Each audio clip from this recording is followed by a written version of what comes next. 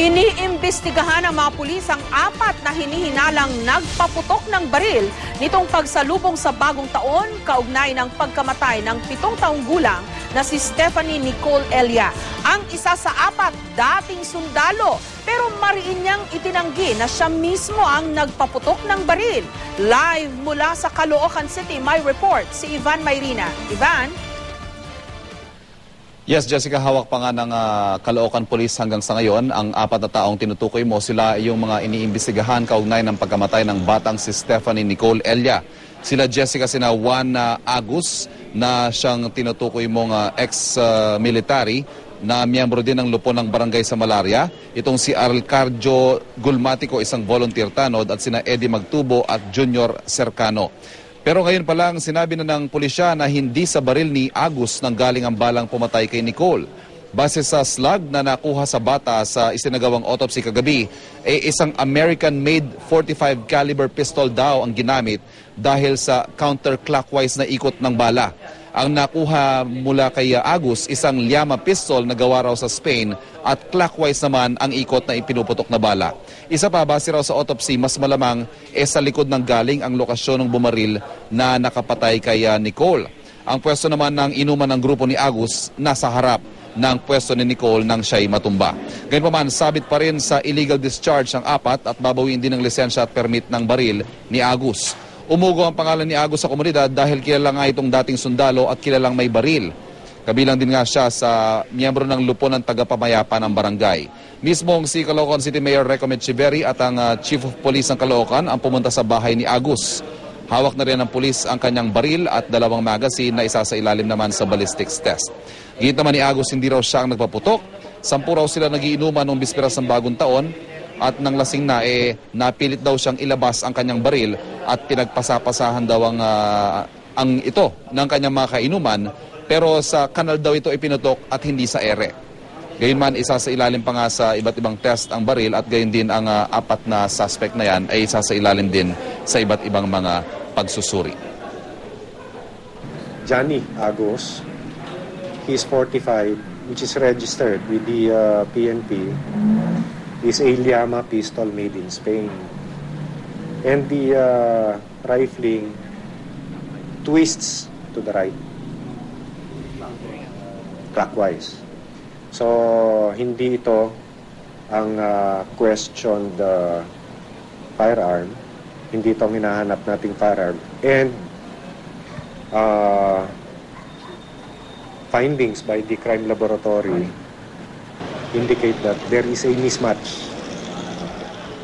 So Jessica, sasagutin natin ang tanong ngayon sa isip ng karamihan ng ating mga manonood, ano na ang estado na investigasyon. May 4 pong inaresto pero sila ay kakasuhan lamang ng illegal discharge of firearms. Ngayon, sino ba ang nagpaputok ng baril na nakapatay kay Nicole?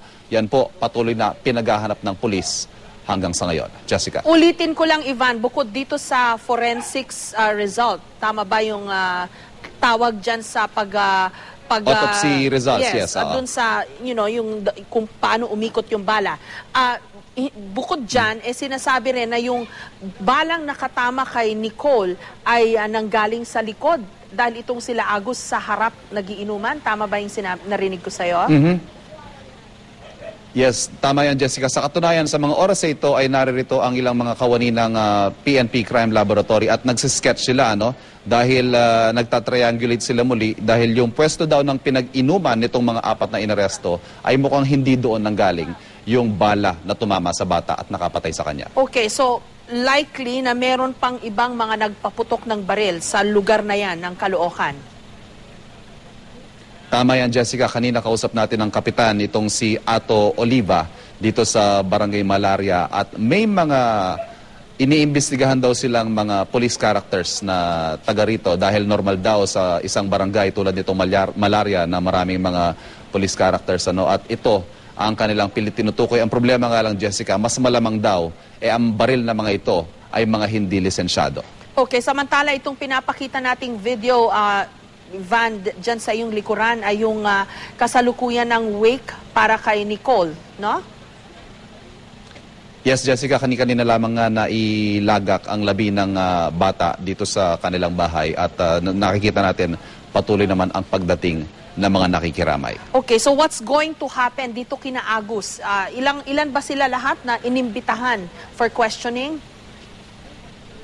4, Jessica. 4 silang hawak ng pulis ngayon. Inihahanda ang charge sheet laban sa kanila and they will be detained for the night hanggang ma-inquest sila in the next few hours. Okay, in the meantime, may lead na ba ang pulis dyan sa Caloocan dun sa iba pang mga posibleng nagpaputok din ng baril during the, yung pagsalubong sa New Year?